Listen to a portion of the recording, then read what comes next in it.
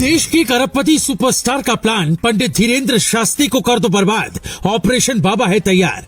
Media को दी गई सुपारी। बॉलीवुड खान गैंग के साथ बड़े बड़े नेता बागेश्वर सरकार को क्यों मिटाना चाहते हैं?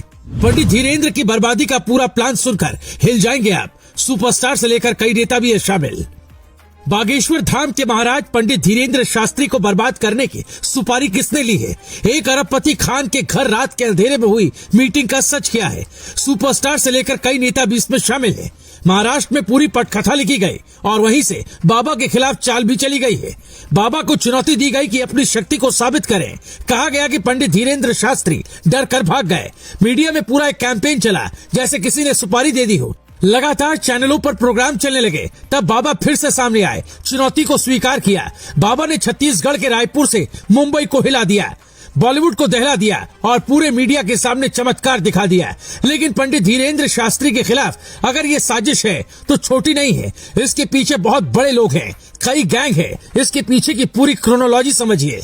जैसे ही पंडित धीरेन्द्र शास्त्री ने पठान फिल्म का विरोध किया तो उनके खिलाफ अंधविश्वास चिल्लाते हुए कुछ लोग आ गए। उन्होंने मीडिया पर मजमा लगाया और शुरू हो गया कैंपेन। बाबा को ढोंगी बताया जाने लगा।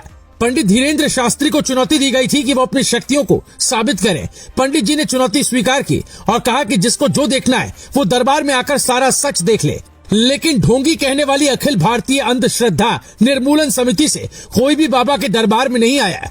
फिर भी छत्तीसगढ़ के रायपुर में महाराज धीरेन्द्र शास्त्री ने चमत्कार दिखाया, वो भी पूरे मीडिया के सामने। मीडिया वालों की भी कुंडली बताई। ये सब दरबार में होता है। दर्जनों पत्रकारों की भीड़ से वो रायपुर के महिला पत्रकार को चुनते हैं। कहते हैं जाओ भीड़ में से किसी भी एक को चुन कर ले आओ, वो भूत भविष्य बता देंगे। रायपुर के महिला पत्रकार एक को चुनती है। अब वो मंच पर थी, अपनी व्यथा सुना रही थी। आशीर्वाद पाकर नीचे उतरने के बाद ये महिला पुलिस की एएसआई निकलती है और पूरी आस्था बताती हुई नतमस्तक हो जाती है। इसके बाद वो एक नेशनल चैनल के पत्रकार को चुनते हैं और उनके चमत्कार देख वो युवा पत्रकार भी नतमस्तक हो जाता है। अब धीरेन्द्र शास्त्री प्रचंड हैं, प्रखर हैं। वो गरजते हैं, ललकारते हैं कि सनातन संत की तपस्वी शक्ति को अब कोई न ललकारे। अब वो कोई परीक्षा न देंगे, अब वो कोई प्रमाण न देंगे। अब प्रमाण मांगने वालों का, पाखंड करने वालों का बहिष्कार होगा। धीरेन्द्र शास्त्री ने चुनौती उन ईसाई मिशनरी और मुस्लिम धर्मगुरुओं को दी है जो चमत्कार करने का दावा करते हैं। ये चुनौती है कि जिस तरह उन्होंने कैमरे पर यह साबित किया वो भी करके दिखाएं।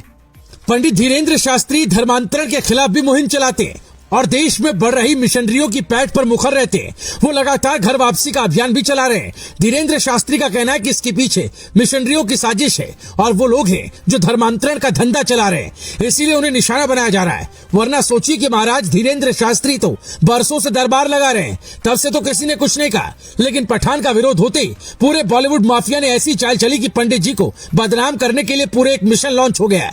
उन्हें बर्बाद करने की पटकथा लिखी गई। इसमें कौन कितना सच्चा है और क्रोनोलॉजी क्या कहती है, इसका फैसला हम आप पर छोड़ते हैं। आप ही तय कीजिए महाराज धीरेन्द्र शास्त्री जो कह रहे हैं वो अंधविश्वास है या तपस्या का फल।